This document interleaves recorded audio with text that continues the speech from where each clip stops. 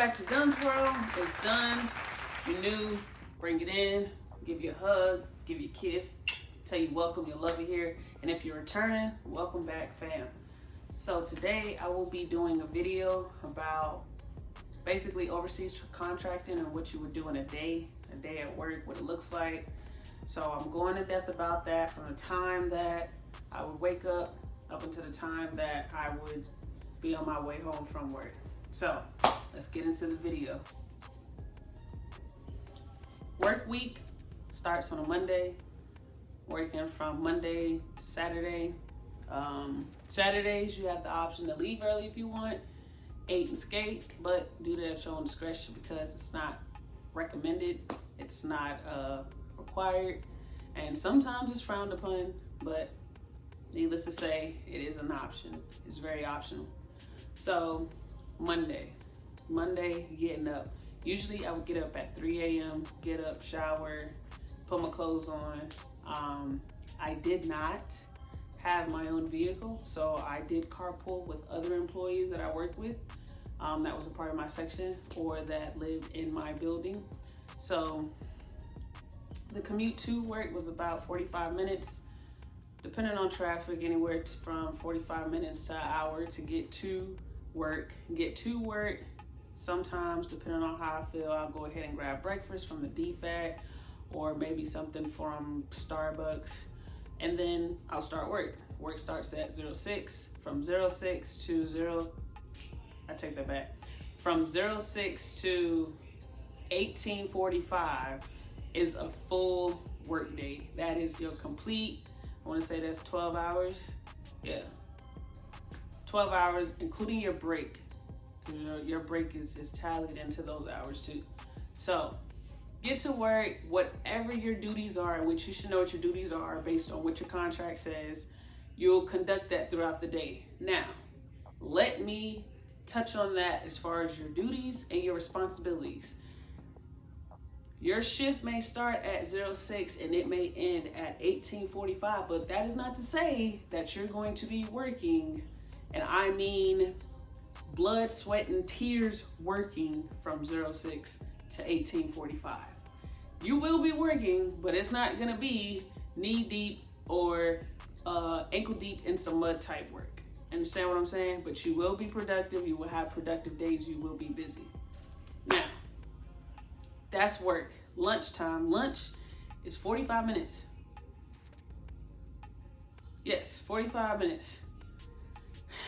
It could be an hour, 45 minutes to an hour. I'm gonna say 45 minutes to an hour. That's your lunch break. Now, throughout the day, you get 2 other breaks. You get 2 15-minute breaks. One is from 10 to 10:15, and the other one is from 1600 to 16:15. So those are your 2 15-minute breaks. So altogether, you'll get about an hour and a half a day of a break. Now, you are contracting in a foreign country. So 9 times out of 10, you probably look more so to buy your toiletries, your personal hygiene items on the base because they have more American products that are more trusted, that have been used and are more popular than what you would find out in the general population of this foreign country. Now, you will have time to go do that. Go to the PX or go to whatever store to go shop and get whatever personal hygiene items you may have, cleaning product or may need, or cleaning products from strictly on the base. I'm specifically talking about during the work day. You will be allotted a time or the opportunity to go to the store, go to the PX and get products for either personal or cleaning, whatever, snacks. You will be allotted that time. Depending on what your workload is and who your management is and how they are, you will be allotted the opportunity to do so. So now, boom, lunch is over with. You already had your last 15-minute break of the day. Kind of starts to wind down a little bit after 17:30, 17:45. People kind of start to, wrap up everything, do their briefings, pass on whatever information need to be passed on for the end of the day, give updates, do sit reps, You know, have accountability of whatever items you may have been working on at that specific time.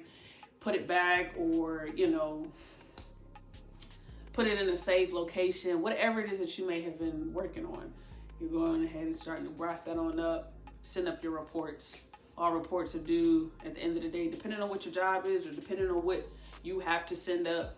That is due at the end of the day, and that's usually time frame people start to work on it or already is sending it out. 17:45 to about 16:20, 16:30, 16:45, people rolling out the door. Okay, so now that's the end of the day. Now, mind you, you have to drive home, so that is another 45-minute to an hour commute back to wherever you may live. Now, this is if you are carpooling. Some people do have cars that are offered to them along with their contracts when they, you know, are first hired, when they sign on. So if you have a vehicle, good for you. That means you don't have to wait for anybody. That means you don't have to deal with anybody leaving you or people showing up late and you having to wait on them. Good for you that you have a vehicle. Now, for the people that don't have a vehicle, you will have to wait, or I'm not going to say you're going to have to wait, but you have to basically be at the needs of someone else's time and convenience. So that's just the belly of the beast when it comes to carpooling with people. Everybody is not as courteous as most or as you may be when it comes to riding or catching a ride or even needing a ride. You understand what I'm saying? So be very who of that. Be very mindful of that. A lot of people try their darnest to hop on whatever list possible to get out of company housing or to get their own vehicle, whatever, rather that means them switching contracts or them applying for a different position so that they could just be in a better space and place so that they can have the leisure to come and go as they please. So end of the day, you probably will not get home till about, depending on traffic, because traffic is a lot more busier in the Middle East after the sun goes down. That's normally when a lot of people are doing their shopping, they're hanging out, they're going to the malls, they're going out to eat. So it's a lot more people in the roads than it is in the morning time and throughout the day. So I would give or take anywhere between 1900 to 1945 is when you're probably, and also depending on where you live out in the country or from the base. So if you live maybe 15-20 minutes from the base, you probably you won't be on the road too long. But if you live in kind of far out there, anywhere from an hour to maybe an hour and 30 minutes to get to your respective location of wherever you lay your head at. So you make it home. Now, once you get to your room, it is up to you as far as what you want to do. Rather that's watch a movie, or some people, they're in school, so study for school, talk to family members, go to sleep, work out, whatever you want to do, that is up to you. But as long as you are back and up and ready to go the next morning to go back to work, sky's the limit. Sky's the limit, baby. What I did was I would either, which I actually did, I didn't have a lot of time, but I did do a lot, or try to do a lot in two hours. So I would at least try to be in bed by 10:30. This is kombucha. Y'all should try it. It's really good. Gut health. Get some. I would work out. I would then go back to my room, make me a milkshake or make me some food. I would talk on the phone with my wife. Depending on how long I'm on the phone with my wife, I try to pop in a little movie on Netflix. And usually that's like the finale to my night, because once I pop in that Netflix, I'm knocked out.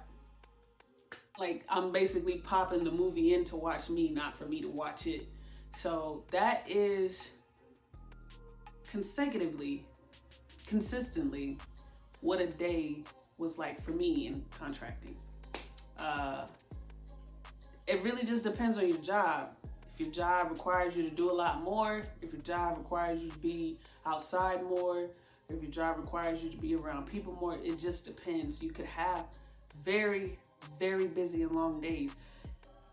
Your 06 to 1845 days could be 06 to 2000 or 06 to 2300. It just depends.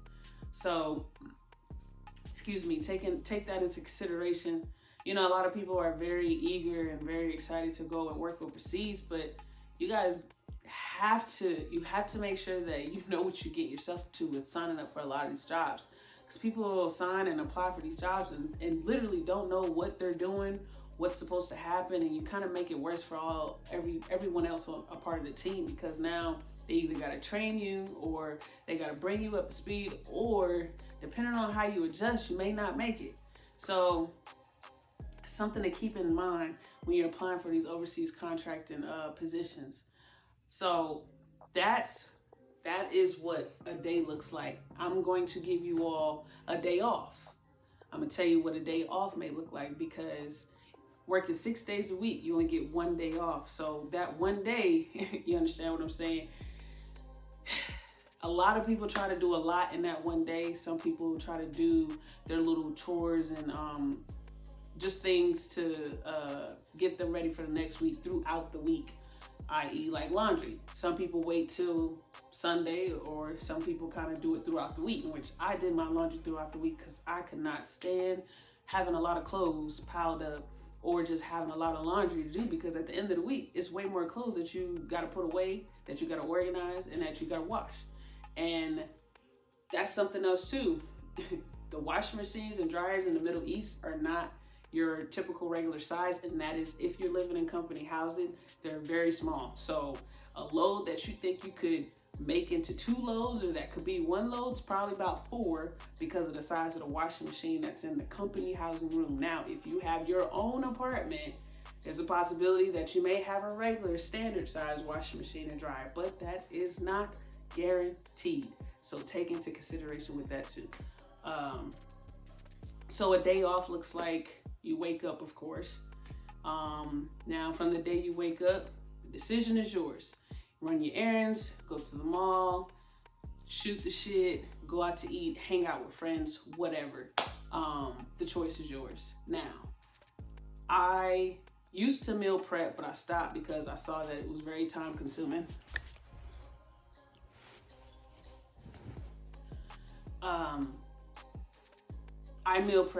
I used to meal prep, but I stopped because it was very time consuming, and time is everything when you only have 1 day off. So that's when I started putting money to the side to put on my Eagle Cash card to go to the DFAC, because listen here, I'm not about to be cooking every time I get off work. No. And I'm not going to use my only day off to slave in the kitchen and cook 7 to 8 meals. No. So I would get up, work out, right? Do some laundry. Now, if I need to go to the mall for any reason, rather that's to maybe pick up some shirts or maybe a candle or something, or just to get out and get some fresh air, I'll do that. Now, whatever it is that I'm doing on my day off, I make sure that I'm back in my room and done with whatever it is that I need to do by 4 o'clock. By 4 o'clock, I need to be chilling, relaxing, body in the bed. I am soothing, I am comfortable, I am vibing. Because I know that in a little bit, I'm gonna have to rise and get right on back up and go to work. So that day off usually starts anywhere between 06 to 08 maybe, depending on how I'm feeling, depending on how tired I was getting off work the previous day, which was a Saturday. Or it depends on if I even stayed a full shift that previous Saturday. Maybe I did 8 hours that Saturday, and the next day I was like, you know what? I'm just gonna sleep more because I got off early today, which is Saturday, and I have time to do some of my chores. So I'm gonna knock them all out that way tomorrow, which is Sunday. I can just sleep, I can just rest. The choice is yours. That's why I keep saying the choice is yours. You literally can create your own schedule around whatever it is that you want to accomplish on your day off. Now, it's not guaranteed, right? Because things always come up. So take that into consideration as well. Now, you get some odd amount of days that you can possibly take off, that you could call out, that you could call and sick. Don't use them up. You just never know. I've been sick, I've had COVID, and I had to use quite a bit of my days. So don't just BS the days. Now, I know there's those days where you're like, oh gosh, I'm tired. I can't get up. I think I'm gonna call out. Hey, just try, just push through, because the hardest part is getting out the bed. Once you get out the bed, once you hop in the shower, that's it. The day is already started. So that is just a quick, brief synopsis, description, overview, summary of what a day in the life of a contractor looks like. I wish I could show you guys, but I can't right now. I also went on ahead and threw in there what a day off looks like in the life of a contractor. Let me know if I missed anything. Let me know if there's more that you guys want to know. If it's more you want to learn, drop those questions, those concerns, those statements in the comment box. Click that, like that, share that, tap that notification bell. That way you stay in the loop whenever I post a video. And until next time, fam.